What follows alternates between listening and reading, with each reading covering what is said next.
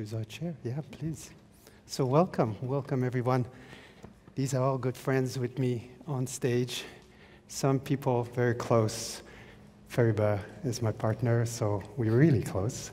And and Stephen and Alan, we go back, I guess. Yes. 79, I don't know, let's make the calculation, the 91 something.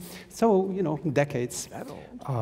Stephen, as a researcher with Stanford University for many years, kind of helped put these scientific imprimatur on the reality of, from the perspective of science, of lucid dreaming. So it was known a long time, but it was still debated, and your research helped kind of show that in the lab, when certain neural correlates or observation can be made, we can actually verify lucid dreaming. So you verified lucid dreaming, and that's I think was a main contribution for you in the sort of the unfolding of what we know about lucid dreaming.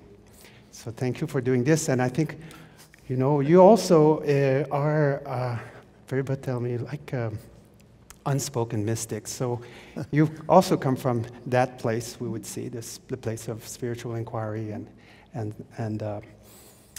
that comes true in your book. And then what I'm interested in our conversation today is kind of to see where, when we bring those different perspectives together, you know, the scientific and you might say the spiritual inquiry, what does it disclose about lucid dreaming? And Fariba, you know, you're an artist. We thank you very much for your presentation just now, showing the sort of the subtle dimension of lucid dreaming that cannot be shown neither through science, neither through words, and the art can come to kind of help us connect and mirror back this the plenum of the phenomenology, the lived experience of lucid dreaming. So you are also a researcher, and you were part of Stephen LaBerge's team in the 80s and 90s. So you're also a scientific researcher, and you're a contemplative coming from the Persian tradition and shamanic practitioner and so on. So I will be interested to see what you have to say about bringing all of these dimensions together. So welcome. And Alan, for me, you represent the tradition, the Buddhist tradition, the transmission. You know, as much as we speak of kind of meeting what comes up in terms of our own being with knowledge. So we start as, you know, as a kid, you know, with the template of whatever is my experience. But transmission is much bigger than us, and we meet transmission, and it also is being passed further. And I understand you as someone who really studied and can speak to us from the perspective of the transmission of the knowledge, especially within Tibetan Buddhism and your contact with His Holiness the Dalai Lama and so on. And you also, as we saw yesterday, you are a researcher, you're a philosopher of science. So I'm also interested in thinking of how these deep form of inquiry kind of connects. And the topic today is about lucid dreaming. So, and it has its own ecology, we'd say, inside of the ecology of consciousness, because we connect dreaming with the fullness of kind of the unconscious arising within us, but with a particular dimension of cognizance and inside of it. So here we are. This is my introduction to you, so welcome. And so my first question has to do with, you know, the mind is somewhat psychedelic in a sense, or self-organizing. The way you answer, the way you pose a question will make the phenomenon reveal in a particular way. Yeah. So each one of you kind of have a particular perspective towards lucid dreaming. So I want to go around and for us to hear from you, you know, like, what is your personal quest? How did you come to lucid dreaming? And how does it shape how you see it? And I thought that maybe, Fariba, you could speak first, and then we, yeah? But before, just a little meta comment. Can we have more light, please? Yeah, looks. I mean, I can't see anyone out there, you know. So, and there's no reason, you know, just to have us illuminated when you're not really. So in this dream, also, you are illuminated. Very good. Thank you. That was good. That's better. Yeah, sure. Yeah. Very good. Okay, sorry. Yeah. So. Thank you for that. Is my microphone working? Yes. Yeah. Okay. Only if you're speaking. We go a long way. So it's like jokes. I grew up with Stephen. So. Well, I came to lucid dreaming. In some ways, lucid dreaming came to me. I was having a very hard time with high fever when I was 7 years old for 6 weeks, and they didn't know what it was. So I was quarantined for 6 weeks. And every time I would fall asleep, I had a fear of death, that I would not wake up. But after about 3, 4, or 5 days, or about a week, I realized I am waking up. So I started to face death very early on and question it at a very young age. But what happened was the first stage of going to sleep, hypnagogia or shamatha, that stage of consciousness became an occasion for me to witness while I was falling asleep, because I was afraid of dying. So I wanted to be awake when I'm going to sleep. So that became an occasion for me to learn lucid dreaming. Of course, I didn't know the name. But then later on, I became a good lucid dreamer, just doing that from the beginning. I was interested in contemplative practices. I started with Zen Buddhism, went to Theravada, then went to Tibetan. I was just inquiring quite a bit about the mind. And then there were two topics that really interested me when I was a teenager, actually. One was, if we die in our dream, do we actually die? So that was my own personal experience facing death so early. The other one was about the question of God. If we seek God in our dreams, how do we experience God? Now that became the topic of my master thesis, which I met Stephen LaBerge in 1985 at a conference, and we were just strolling in the campus, and we talked about it, and he says, well, if you want to do research on lucid dreaming, come and join my team at Stanford. So I packed my bag, and I came and joined him. And it was very interesting, because that topic, lucid dreaming, he was trying to convince to the world, even to the dreaming world, that lucid dreaming was a viable state, let alone talking about spiritual experiences in lucid dreaming. So he recommended me to a school to go and do my master's there, so Stanford would not go for that. So I did my master thesis on experiencing the divine in lucid dream state, and I don't know if I get an occasion to talk about it later, but that occasion was quite transformative for me, because it was a quantitative research, and we worked quite a bit together on a weekly dialogue about how to set up the experiment too. So that was so life transforming for me, because I thought, how dare for me to go and ask people to incubate God in their dreams if I don't do as deeply of an experience myself. So I went on a 2.5 years of semi-retreat, and I kept incubating and incubating and incubating it. And within that incubation, I met a Tibetan Lama, which I met 12, 13 years after that. It was Lama Tarchen Rinpoche. Oh, yeah. In my dreams. That's it. And then he was teaching me how to go to the next step, and I had never met him. So what happened was that it actually put me into crisis as a researcher. Because I was trying to be very objective. That's what I was trained to be, very objective, and then there I am. And I think that I've never got over it. So I went from quantitative research to deeply embracing phenomenology to do my other research, and then now in the past 15 years I've been doing art-based research, because I'm only interested really in one thing, but I'm trying to find different methods to go about it. Mm-hmm. It's what we're talking about emptiness, it's talking about awareness, it's talking about that really deep state of consciousness.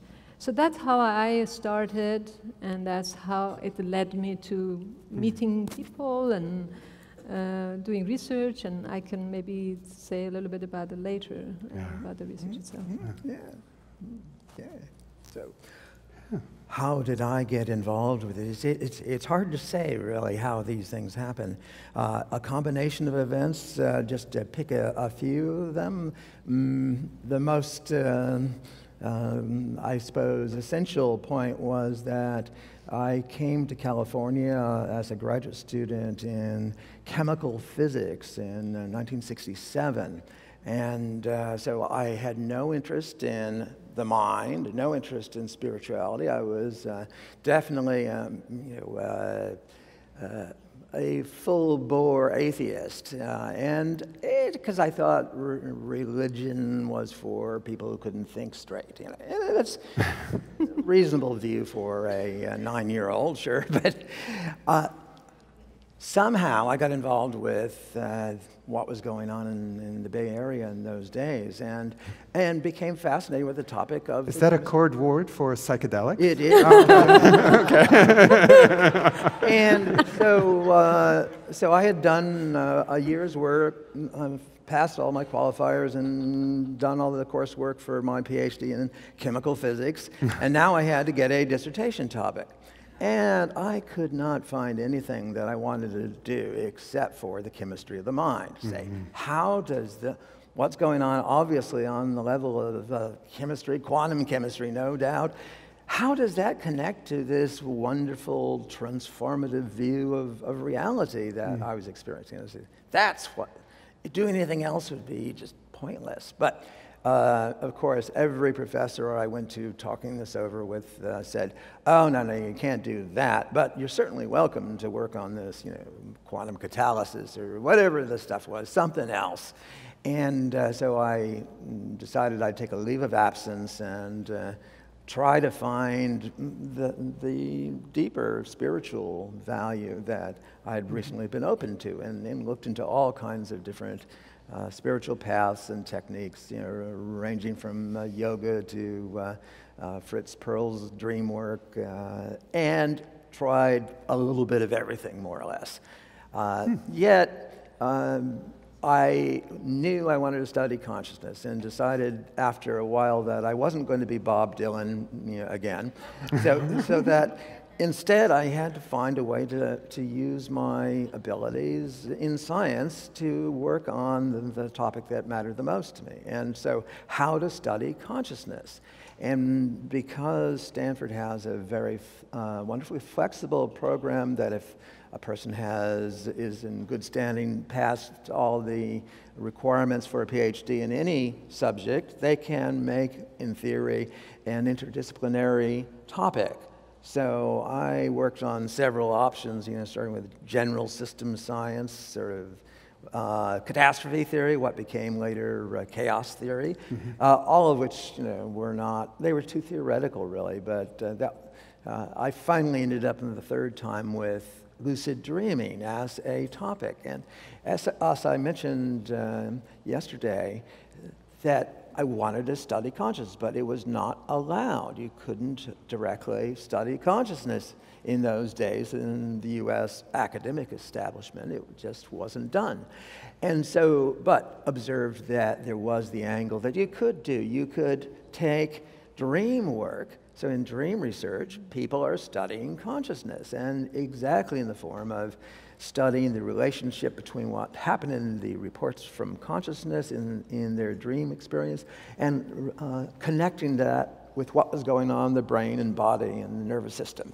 So, which is to say, psychophysiology, which is this not really a mysterious topic as we seemed to think yesterday, simply taking equally, with equal validity, the inner experience, whatever happens in the mind, plus the physiological correlates of that, and seeing how they interrelate. It also provided a way of providing some additional validation or verification of the subjective report. One of the problems with the subjective report in terms of most science's view on it is that it's difficult to check, to know whether it's accurate or not, because we do know that we have fantasies, make things up, have false memories, and so on. So how do you know that the experience you're having that you report waking up from a dream actually happened then, or happened the way you thought it was? And the answer was, it can be done by the fact that there is a strong connection. For example, if I look in my dream to the left and then to the right, the eyes, in my eyes, I should say, in the sleeping body move to the left and then the right, and that's objectively measurable in this world. So I then use the method of having a particular pattern of eye movements or muscle clenches, but a pattern that would have a relationship with the rest of the... So the beauty of this approach in a way is that it kind of merges what is observable, and that was a creative spark of your dissertation. Like, what would be the observable thing that we can actually pin to the inner experience of lucidity? And then you were able to kind of like marry those two, and that, you know, kind of released us from questioning it in a way. Yeah, well, it should have, of course, and it did for many of us. There's still some people who just, I don't care what the evidence is, I'm not going to believe it. Yeah. But the thing I wanted to say about this is that's what got me started in the topic, saying is I want to study consciousness and I have an interest in this. But what I found as first problem is I had to be the subject, first of all, because I didn't have anyone else that I could find to do this. So I had to learn how to have lucid dreams myself. So I worked on and stumbled in the dark until I actually found a key to lucid dreaming, which is remembering to do something.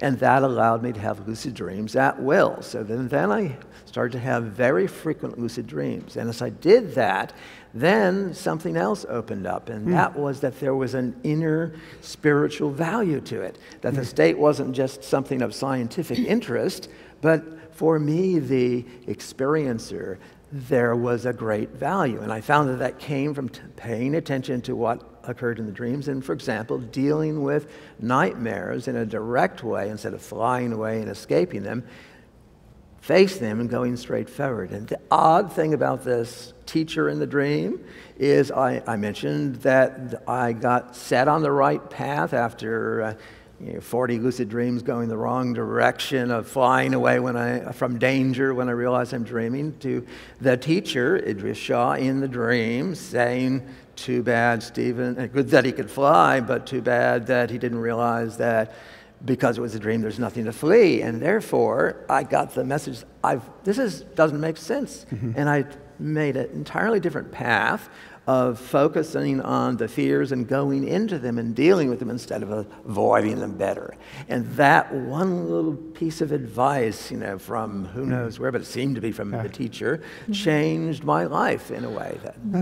Yeah, wonderful. And maybe this could be a good segue, because I wanted to bring you here in the conversation, because you both mentioned teachers. Fascinating. And I know you've been working, I pegged you here as the person with transmission and people who work with teachers. So maybe you can illuminate us from your personal experience of what it was for you as well, and if you met teacher, inner teacher, outside teacher, and so on. Yeah, you've nailed me. I'm passing on transmission. And yet the delightful thing about transmission is it's not simply passing on luggage, from generation to generation. I just rather put it on the hard drive and say, look at the hard drive. That's all it is. But the whole notion of transmission is you are receiving the transmission from very realized beings for generations back, but each generation, while you're maintaining a core, it's also adapting, evolving, attending to the surrounding environment. So it is a type of evolution, while maintaining the identity of the transmission that you are indeed preserving and transmitting. So my short story, I was raised in a very religious background. This is not going to be very long. I'm going to zip through 40, 50 years very quickly. But my father's a theologian, so I got a great big dose of Christianity until I was 18 and finally escaped.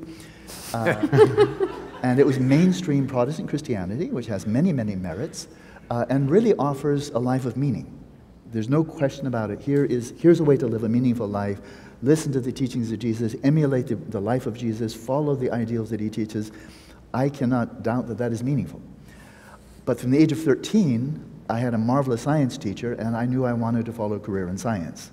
And that persisted all the way through. The problem was there didn't seem to be any intersection at all between this whole Christian worldview and the science that I was going to devote my life to.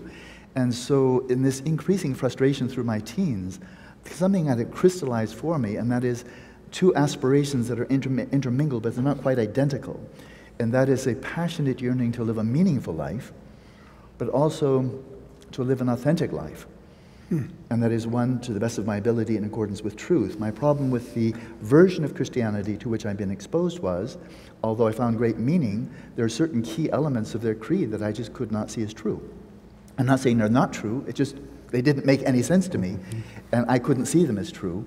And then I looked to science, and there's an enormous amount of truths, and I couldn't find any meaning at all. I mean, nothing. You know, lots of data points, lots of understanding, but in terms of any kind of fulfillment, transformation, awakening, zip, nada, nothing at all. And so that set me out of that jettisoned me out of Western civilization. Because those were the two big things. Wow. Seeking meaning and spiral out. If there was another planet to go to, I would have explored that, but I did basically this, close as you can go to that. I then immersed myself in a culture that was extremely rich and empirical and irrational and had essentially no contact with Western civilization at all, and that was that of Tibet. So the first 20 years, now really quickly, is I was then exposed to, within Tibetan Buddhism, living in Dharamsala. The Dalai Lama became my primary teacher 44 years ago. A truly empirical, very, very rational, profoundly spiritual way of viewing reality, understanding the mind, transforming, setting out on a path of awakening.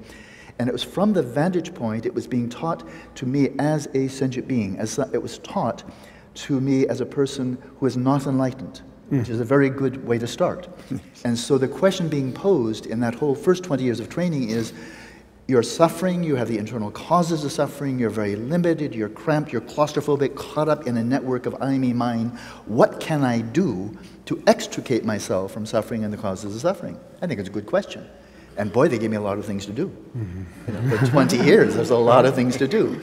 And by the 20 years, from 1970 to 1990, I think I kind of know the ropes now. And it was kind of starting to plateau. So now it's 1990.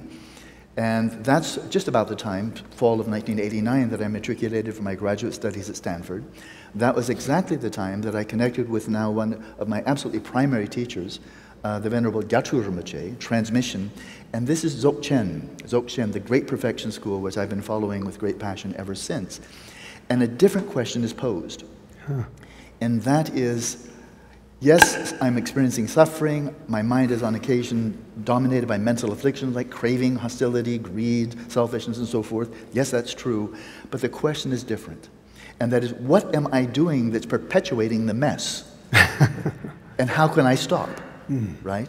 And so the Dzogchen, this Great Perfection School, approaches the whole issue from a different perspective. And that is, it looks right through, almost like with X-ray vision. And so if I were a Buddha, I would look at you and I would say, aha, I see Daniel the Buddha. I'm not oblivious to the fact that you may very well be a sentient being, but I'm seeing through the veneer, through the cloud layer, and I'm seeing one who right now is in fact fully awakened.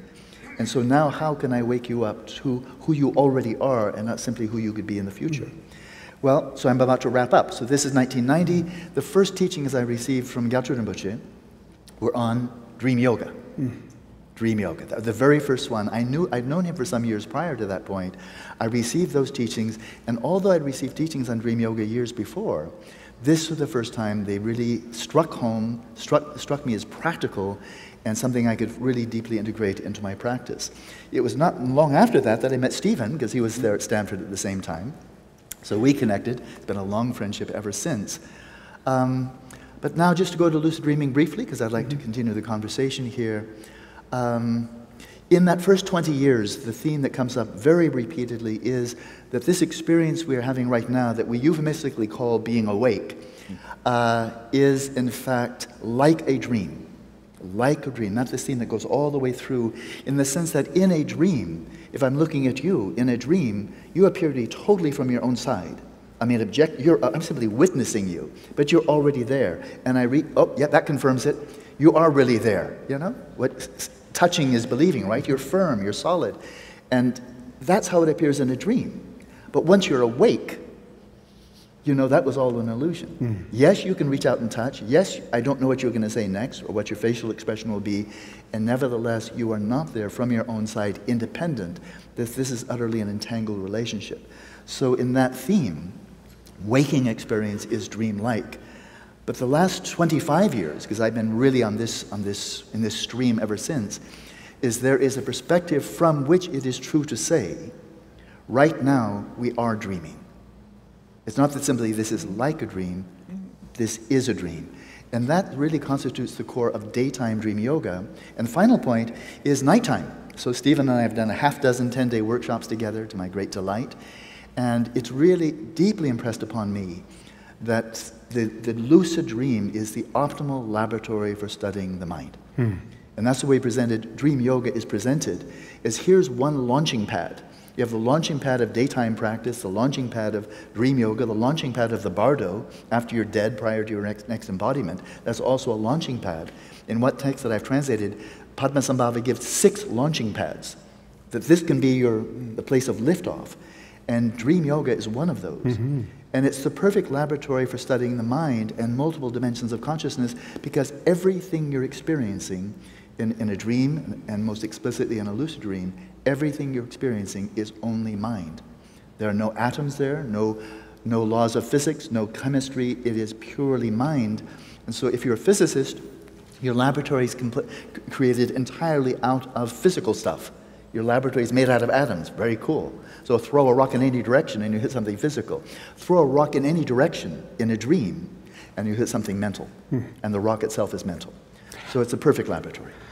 So that's beautiful, and maybe we can kind of move with this metaphor in the sense that you're telling us that dreaming is like a laboratory, a platform for an inquiry, possibly an inquiry towards self-knowing, self-realization. Absolutely. I mean, I'm assuming that there's a kind of a goal inside of this.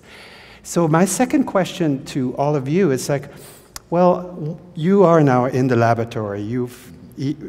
So you're asking those questions. What did lucid dreaming, both from your perspective as a researcher and a dreamer, what did it disclose to you? So, yeah.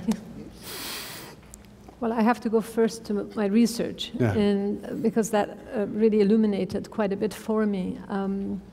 When I was doing this research on the spiritual experiences in lucid dreaming, I had a 2 weeks incubation period where people put an intention that tonight when I'm dreaming, I want to experience the divine, or I want to see God, or the highest. I was interested to see if I am putting that intention, would my experience be the same as if Stephen or Alan or other people would? What would the mind present itself when you ask the highest question from yourself, the most existential question? What's the meaning of life? What's the nature of the mind? The big question. I was interested because when it had a little bit of a background, cultural background, because the cultural background or the religious background I came from before I started to study Buddhism was the Baha'i faith. And within the Baha'i faith, there was no sense of there is a personalized God out there. It was more close to Sufism where there's an essence. So I did not have that image, and I did not grow up with it until I came to England, and I went to a church, and I saw a man with a beard, and then I saw the image of Christ, and I thought, wow, this is interesting. I got exposed to the Western, I was very young, I was 18, and I was being exposed to the images, the religious images of Christianity and other religions. Then that question came to mind, that, well, if I'm experiencing or think that God is an essence, and they feel that way, but where's the unity of God, or where's the unity of consciousness if we're all divided in that way? So that question was really the root behind that research. So what I realized, which now still stays with me as an inquiry, is the research showed that it depends on our core belief. Whatever is our core belief, if we put that intention, we tend to experience something similar to what our core belief is. So our presupposition and assumptions has a great impact on our experiences. So that was the first thing. And the second thing I found out is that the way in which the wording in which we use, it impacts our behavior in dreams. And that made me very careful about what I say from then on. That if I say a word like, I seek the divine, and then I become lucid in a dream, and I know this is a dream, and so while I'm seeking the divine, I start getting up and looking for the divine. Whereas if I say I'm experiencing the divine, I would be standing back and letting something happen to me. So I thought that was really fascinating to see, and it was a pretty good data to show the correlation. So then I continued on, and this notion of, if I become lucid in a dream, if I let it happen, let things happen without me interacting with it, and just look and witness the nature of my mind and see what my mind presents itself, that became an important thing, because I started to experience unexpected imagery, unexpected experiences beyond my comprehension. And then having this wonderful experience I had when I was doing this research of visiting, I used to call him my dream lama. I didn't know who he was. I thought it was Kalya Rinpoche. I went and met Kalya Rinpoche. I thought it was him. So no, it's not Kalya Rinpoche. And when I met Lama Tarchen Rinpoche, it was very interesting. 12 years after I had the dream about him, I met him, and he came right straight to me, and he said, I have met you somewhere. And I looked at him right to his eyes, and I said, you've been coming to my dreams for years and teaching me. And then he looked at me and said, oh, that's where I met you.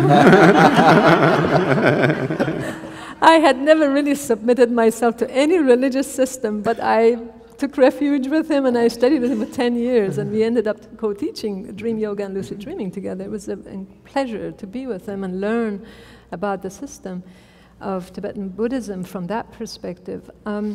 But for me, what is disclosing is, my interest is more of the non-representational, beyond the narrative form. I like to go to spaces where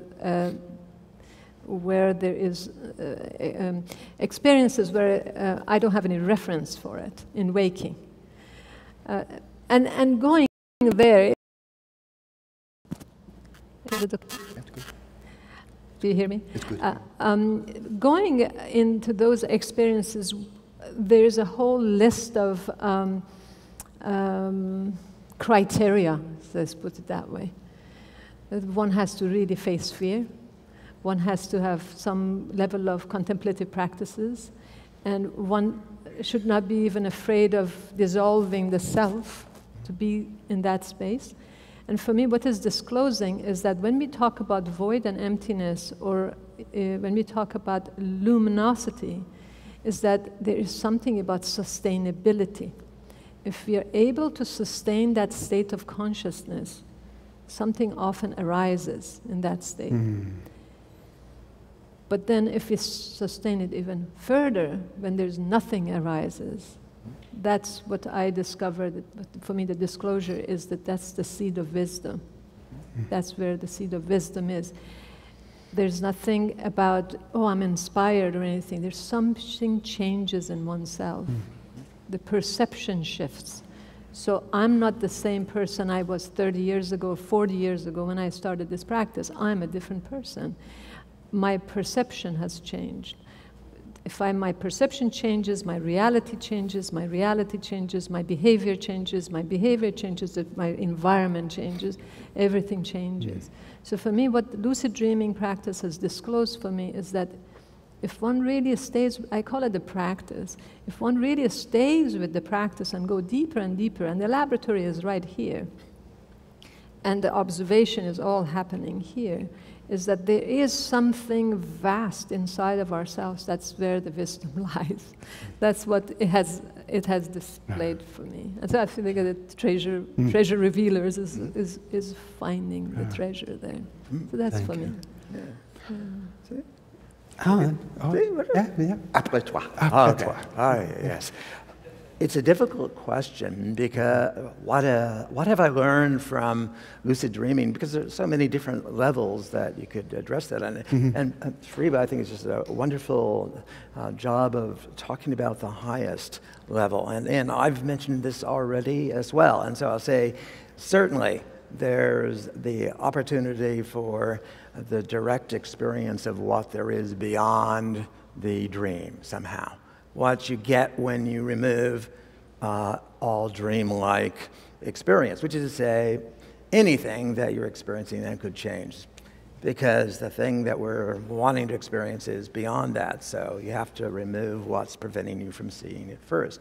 But I wanted to mention that there are many other levels that, over the years, that I found teachings by paying attention to what was going on in my dreams and how to best respond to it. Simply having the practice of have a dream, do whatever I think is right in it, but then after, when I wake up, reflect on it. Say, could I do better? Was I happy with that response? And if not, change it and say, next time I'm in that situation, namely a lucid dream, I'm going to do something in accordance with my new view of what should work better.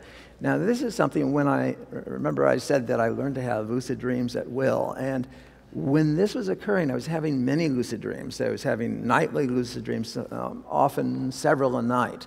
And so this meant that I had enough continuity in the practice that I could have an experience last night and say, oh, that wasn't quite right. I'm going to try to do something different next time. And tonight, have an opportunity to do so. And so, as opposed to if it's another 2 months before it happens again, you just can't maintain the continuity. And so the growth doesn't happen in the same way.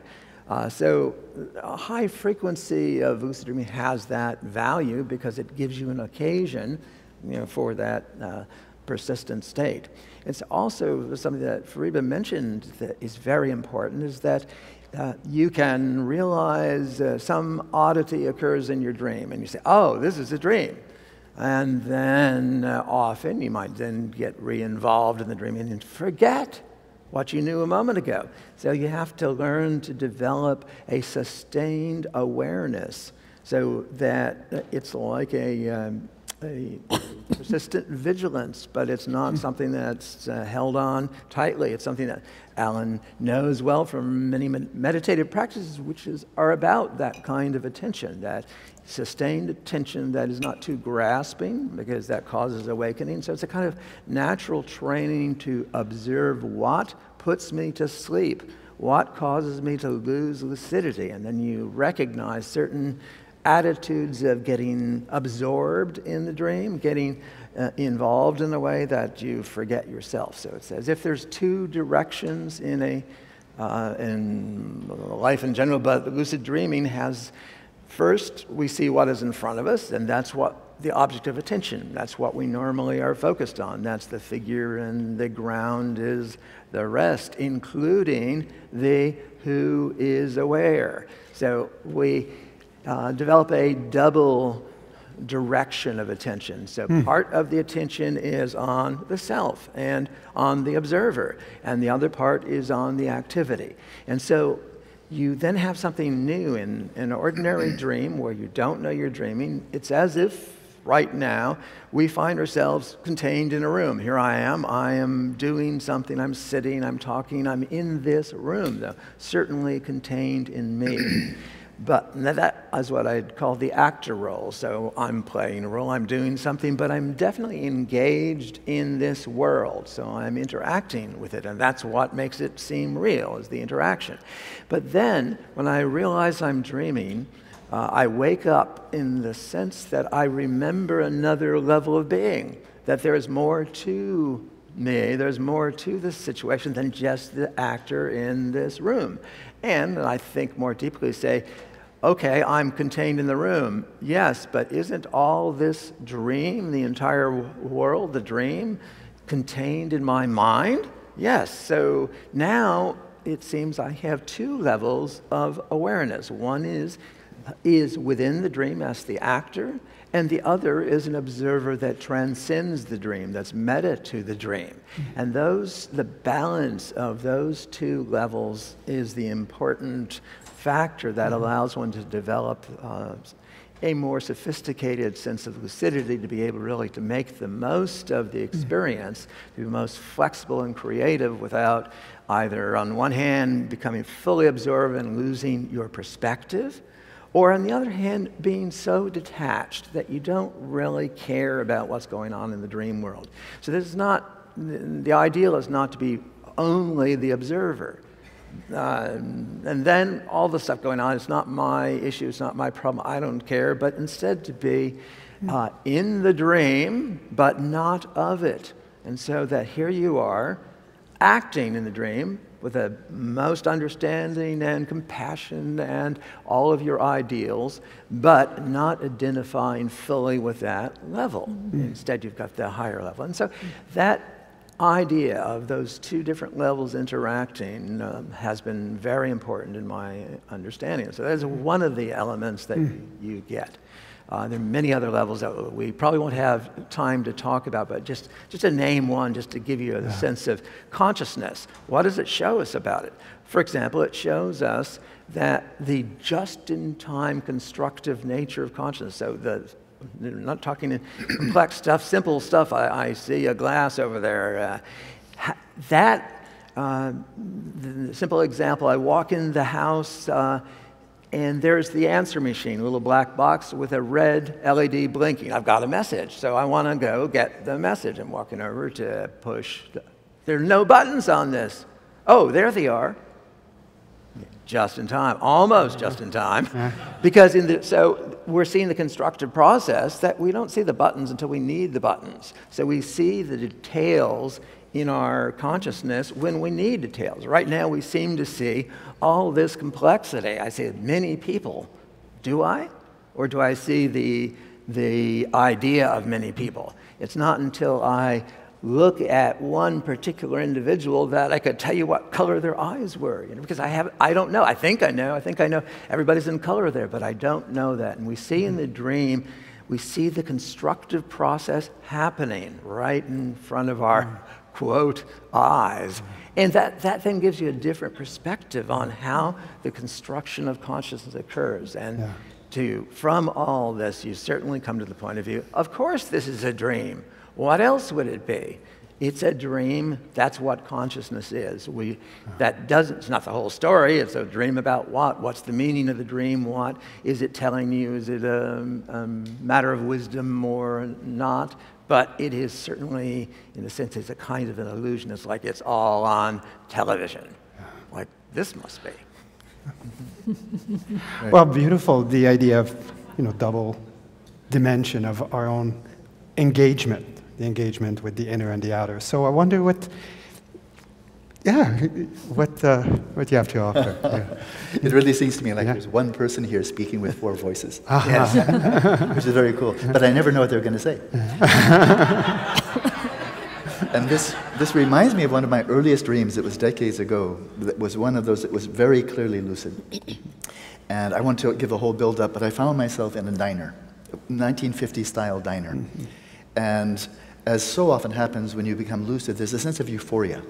It's a kind of a genuine happiness. It's not something that something in the dream is making you happy. It's a kind of euphoria you're bringing to the dream because you get it. You know, it's really, everybody who's experienced it knows exactly what I'm talking about. So I'm walking into this diner, and an awakened being, you know, like, hallelujah, I've seen the light. This is a dream. And I was so thrilled. It brought out the evangelist in me. Not to convert to any creed, because I always found that repugnant. But, you know, if you're awake, you want everybody to be awake. How can you, you know, it's better. And so I went around the diner to one person after another, and I said, do you know this is a dream? And they're all hunched over their hamburgers and their Coke and French fries, you know. And I went from one person to another after another in the dream, and not one person had any interest in what I was saying. They were much more interested in the hamburgers and French fries. And they said, oh. And that surprised the heck out of me. I thought, this is my dream. Don't you know this is my dream? You should be, you know, I'm awake. Come with the program. And so that came as a real eye-opener. That all of these individuals, and they didn't respond in exactly the same way, they looked differently and so forth and so on. This was the society of my mind. Yes. And they acted even though I was lucid, they acted in unpredictable ways. Yeah. So there are now big parallel here. And that is, I'll use Buddhist terminology, this dreamscape was by individual, it was not a transcendent dream, I didn't have, you know, enlightened beings coming in, it was a bunch of people hunched over hamburgers, you know. That whole dreamscape, this was like in the holodeck, if you're a Star Trekkie, this was my holodeck, the substrate consciousness, and all these appearances of people were arising within this individuated space of my mind, because I didn't know that anybody was peeking in. And so, in a non-lucid dream, the people seem radically other, and therefore we're afraid of them, we're attracted to them, we're indifferent, and so forth and so on, but they seem radically other. When you become awake within the dream, you can still be identifying more with yourself, that dream persona. I'm over here, and why aren't you responding to my great enlightening talk that this is a dream? Why are you not doing that? I'm identifying with this one here and wondering why this one over here is not as awakened as I am, right? Or not as interested as I am. But then as you mature in the dream yoga practice, then you learn how to release the tentacles of identification that this persona here is actually no more or less me than that persona there, that persona there, that persona there. They're all coming from the same ground, and they're all equally me. Now let's bring that to the waking state. Because when the substrate consciousness, this is not divine, it's not rikpa, it's not transcendent, it's simply an individuated stream of consciousness, but it is a substrate consciousness. It is that out of which the persona that we wake up with every morning arises, the persona from dream to dream. So the substrate consciousness will be the consciousness that you have of me being Daniel Deslauriers or you being Alan Wallace. Yeah, I just mentioned just briefly, that is, it's the consciousness that remains when you're in deep dreamless sleep. And that's when it's just quiet. It's like a Lamborghini with 16 cylinders that's just idling. And then you turn it on. You put it into gear, and suddenly the holodeck turns on, and whoosh, you've got yourself a whole world there. Yeah? It's what's left over. But the substrate consciousness, this is not identical to what Stephen was calling awareness yesterday, and that's a perfectly good translation of the Rikpa, but I generally add the adjective pristine awareness, just so we know it's not just utterly ordinary awareness. But in this waking state, which again from the Dzogchen perspective, from enlightened perspective, this is a dream. Once again, insofar as we are non-lucid in the waking state, then once again everybody appears to be radically different and attracted here, afraid here, angry there, and so forth and so on. But if one cuts through not only the coarse mind, but the ordinary mind of the psyche of the waking state, but cuts through the substrate consciousness, breaks through, melts through, releases through, because it's not a machete problem. It's a total release of identification even with the substrate consciousness. A release of all grasping, all identification, all reification of my substrate consciousness as being something discrete, inherently existent. Release that. Then from this perspective, now once again, all of this in the waking state is an expression of one mind. Pristine awareness, primordial consciousness. This is the great, you know, the great convergence point, I think, of all the mystical traditions of the world. And insofar as one releases the identification to this persona in the waking state, then you see everyone is me. So I'm going to end on this note. I have not been able to track who said this. It might have even been Nisargadatta Maharaj. But when I view the world with the eyes of wisdom, I see that I am nothing. When I view the world with the eyes of compassion, I see that I'm everything. You know? And so that entanglement between the two, it makes dream yoga really mesh entirely with the rest of this deepest view of reality itself. Wow.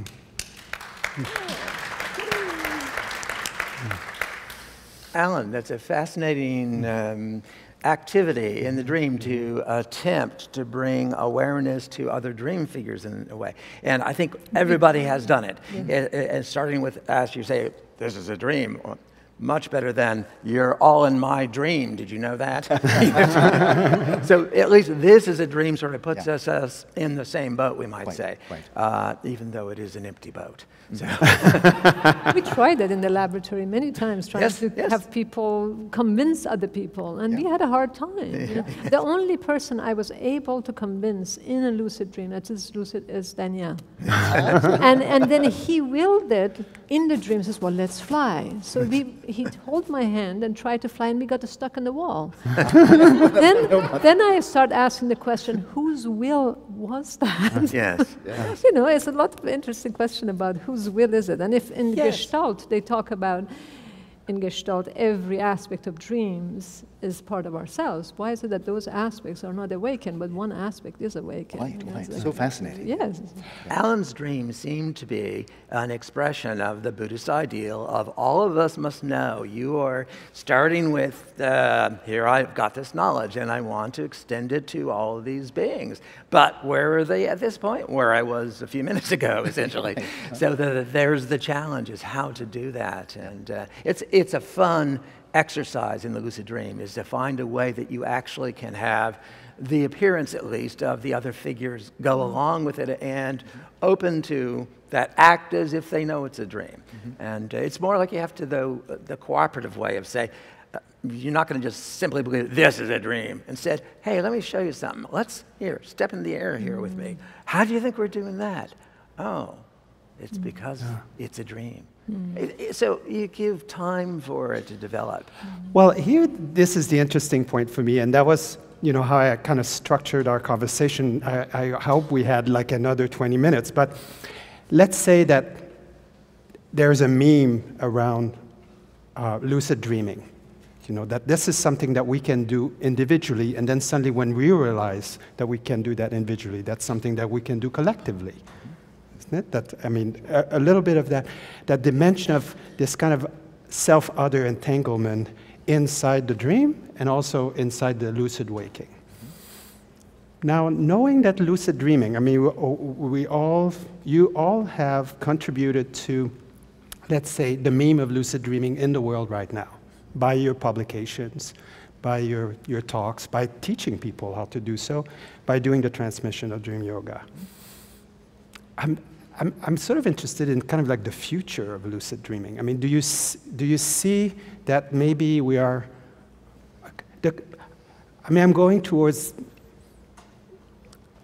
what will be a collective lucid dreaming? Are we going towards that?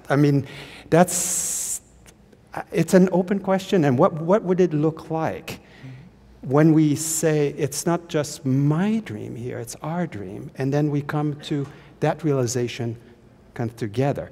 So, but that's my perception of maybe what the future of lucid dreaming would be. I wonder if you think about this from, not just from the perspective of personal development, but from kind of the perspective of how it kind of overflows into the world. Lucid dreaming overflows into the world. Well, we have been involved with this practice for so many years that we've gone from not being at all seen or acknowledged to suddenly it's become mainstream. when my cousin tells me, have you ever heard of lucid dreaming? I know it's mainstream. Inception, Inception. The movie. When we walked out of, we went and saw Inception together. When we walked out, Daniel said, that was an interesting movie. I said, you have no idea what this movie just did to the world of lucid dreaming. And so it's now out there. Because of the time, I will just be very short to say that the practice of lucid dreaming, the dream yoga, which is lucid dreaming, was part of that practice. It's a practice of lucid waking. It's a practice of being awake here. All the practices that we do to become lucid in a dream, it pertains to this state of consciousness. So I think that by people getting interested in lucid dreaming, they're starting to ask questions. So the inquiry is going to be more and more about consciousness, about waking up. And in my courses, when I mainly teach in academic courses, and what I teach my students is that it's not just becoming lucid in your dreams. Look at lucidity in many different aspects of one's life, from relationships, from work, from physical, from environment, from social, from political, is a form of waking up to really see what's going on. So I see it as a very positive movement, that people are really interested in it, and it's almost like a global awakening to start inquiring, at least. That's what I'm seeing is happening. I'm hoping that's happening. Sure. Alan, have you got something to add? Yeah. Sure. I've been participating in research with neuroscientists, psychologists now for 23 years. And so I think I have some sense of what they're good at and what they're not good at. They're good at many, many things I have no skills at all. But what's really struck me about the modern cognitive sciences in mainstream academia is they're still stuck in 19th century physics. Because you can get and it's just literally true, you can get a PhD in psychology, cognitive psychology, or cognitive neuroscience and so on, and never study 20th century physics at all. And they're simply assuming that's irrelevant, quantum mechanics and so forth. That's a rather big assumption. So I find it frustrating, because my training in science has been in physics, and I went directly to, with the foundation, I went to quantum mechanics. And so I think we've all noted, starting with Donald Hoffman a couple of days ago, that the whole mind-body issue, just what's the relationship, has been stagnating for more than 100 years. The nature of the correlations, it's not only that they don't know, they're not making any progress, and they don't even have any good ideas. Just a whole bunch of assumptions they're falsely presenting a scientific fact. So that's a problem. But there's a parallel, and that is ever since about 1925, there's been this measurement problem in quantum mechanics. What's the role of the observer? Because it does play a role, and that's also made no progress. It's 90 years. It really has been no progress at all. Where this gets interesting to my mind, there could be some profound synthesis, because these are, of course, dealing with the same issue. What's the nature of consciousness? What's the nature of the observer? And the neuroscientists don't know. The dreamlike nature of research, basically. There we go. But we have these two disparate fields that have been stagnant, in some ways making tremendous progress. I never want to deprecate. But in some ways, it's simply a factual statement. No progress on understanding the relationship between mind and brain, and no progress in understanding what's the role of the observer in so-called collapsing the wave function or not. But where it gets interesting, and I'll be very quickly here, is where you take the principles of quantum mechanics, and instead of thinking, okay, we have a quantum system here, protect it from the surrounding environment, because then all the cool quantum effects will dissipate away, turn it 180 degrees around, and this is what the great physicist John Wheeler did. Let us just turn it all around and assume the entire universe is a quantum system. What comes out of the mathematics, so it's hard science. This is not New Agey interpretation. This is a man of the same status as Richard Feynman, right? John Archibald Wheeler. He said, you know, when you look at the mathematics of it, they took the Schrödinger wave equation and applied it to the entire universe. If you take out what John Wheeler called the observer participant, you have a problem of frozen time. The universe does not evolve, it does not change, nothing happens. You have a perfect symmetry, which is absolutely still, stagnant, unmoving. You need to, and there's no time. It's frozen time, which means there is no universe happening. Introduce something into the equation, and that is the observer participant, and what the observer participant does is say, now. It is a conceptual designation, it's an intrusion, it's an intervention into this smooth symmetry, and by saying now relative to now, there's tomorrow, there's yesterday, there's future and past, and now you have a universe that evolves. No observer participant, no universe, and no time, right? So what I've reflected upon this with tremendous enthusiasm for a number of years now, reading one paper after another, and what really comes out of this for me is that there is not a universe that we're all looking at as it's already out there, and we're looking at it from multiple perspectives and trying to map it with the scientific world that represents what's already there. But rather, there's one universe for every sentient being. You're in the center of your universe, but of course, this is not solipsism. It's absurd to think that Stephen is any less real than me. That's just flat out silly, so I'm not going to go there. But Steve is in the center of his universe, and Fariba is in the center of her universe, and our universes are entangled. And so this is my dream from my perspective, and it's your dream from your perspective, and our dreams are entangled. And isn't that fascinating? Yes. And in the pursuit of time, now is the end. So I want to thank you all for this wonderful conversation. Stephen, I'm past the end. Yeah. You're past the end. Let Yes. me just add one little Stephen. piece of good news about what Alan was suggesting is the future of lucid dreaming, where we all are able to be fully lucid in the dream, and then we can somehow share the dreams.